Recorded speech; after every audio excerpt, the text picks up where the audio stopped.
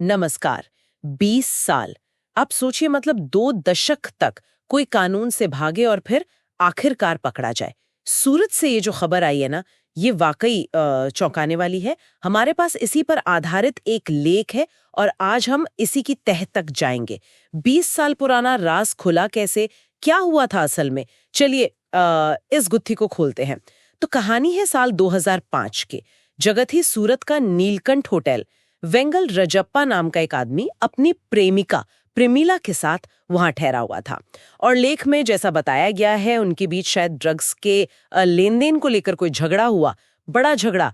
और गुस्से में आकर रजप्पा ने, आप सोचिए, प्लास्टिक के धागे से प्रेमिला का गला घूंट दिया। ये तो है ही भयानक, पर इसके बाद उसने जो किया वो और भी शातिर था। उसने होटल स्टाफ को बस ये कह दिया कि भाई प्रेमिला की तबीयत ठीक नहीं है, वो उसे बाथरूम ले जा रहा है। और फिर कई घंटे बीत गए। स्टाफ को शक हुआ, दरवाजा खोला तो अंदर प्रेमिला की लाश मिली और रजप्पा वो तो गायब था। यहीं से मामला एकदम पलट जाता है। देखिए, क्राइम कितना संगीन था, जगह पब्लिक थी, होटल, फिर भी वो कितनी आसानी से निकल गया। और ये जो ड्रग सिंडिकेट वाला एंगल है ना, ये मामले को और पेचीदा बना देता है। ऐसे नेटवर्क्स अक्सर छिपने में मदद करते हैं। सवाल यह था कि वो गया कहाँ। बिल्कुल। और वो भागा, आंध्र प्रदेश, तेलंगाना, इन्हीं इलाकों में वो चक्कर काटता रहा, ड्रग सप्लाई जैसे कामों में लगा रहा। लेख में तो ये भी है कि पहचान छिपाने के लिए क्या क्या नहीं किया उसने। कभी मुंबई गया, सोचा बॉलीवुड में काम करेगा, फिर खेती की, कभी रिक्शा चलाया। मतलब 20 साल तक अलग अलग रूप बदलकर जीता रहा। पर 20 साल, कोई कैसे बच सकता है इतने साल? ये सिस्टम की कोई कमी थी या अपराधी ही बहुत ज्यादा चालाक था? देखिए, शायद दोनों बातें थी। 20 साल पहले की बात करें तो राज्यों के बीच पुलिस का कोऑर्डिनेशन, डेटा शेयरिंग, वो आज जैसा उतना मजबूत नहीं था। तो हाँ, पहचान छिपाना, एक राज्य से दूसरे में गायब हो जाना शायद थोड़ा आसान रहा हो। लेकिन ये भी मानना पड़ेगा कि 20 साल तक भागते रहना, हमेशा पकड़े जाने के डर में जीना, इसके लिए भी एक अलग ही मानसिकता चाहिए। वो लगातार काम बदल रहा था, जगह बदल रहा था, ये बचने के लिए जरूरी था। और फिर कहानी में ट्विस्ट आता है। 2021 में तेलंगाना पुलिस उसे पकड़ती है, लेकिन हत्या के लिए नहीं, बल्कि एनडीपीएस एक्ट में, मतलब नारकोटिक ड्रग्स वाले कानून के तहत। और 2023 में उसे जमानत भी मिल गई। तो ये गिरफ्तारी सीधे तौर पर 2005 वाले मर्डर से तो जुड़ी नहीं थी। हाँ, सीधे तौर पर नहीं, लेकिन ये गिरफ्तारी बहुत अहम साबित हुई।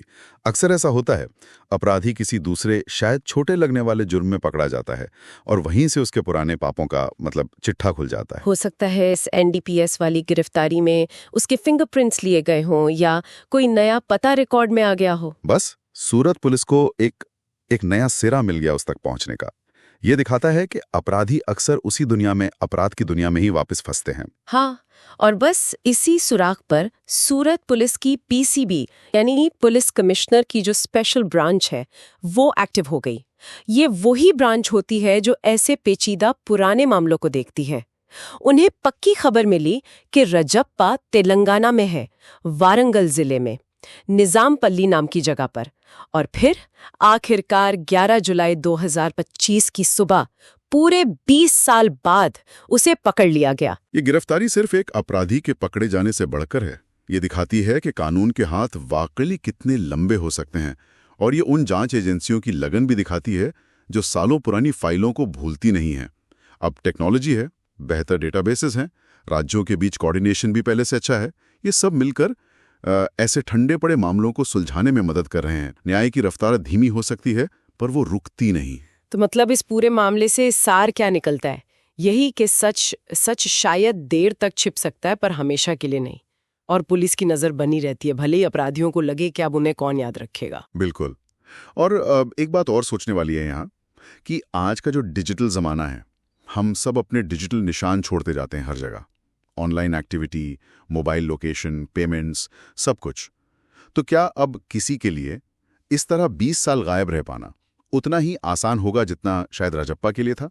या फिर अब ये डिजिटल फुटप्रिंट्स ही अनजाने में ही सही कानून का जाल और मजबूत कर रहे हैं? ये सवाल भविष्य की क्राइम इन्वेस्टिगेशंस के बारे में सोचने पर मजबूर करता है। Thanks for watching.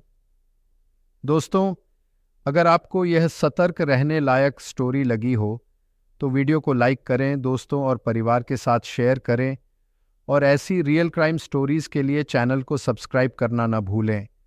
Bell icon दबाएं ताकि अगली स्टोरी की सूचना सबसे पहले आपको मिले।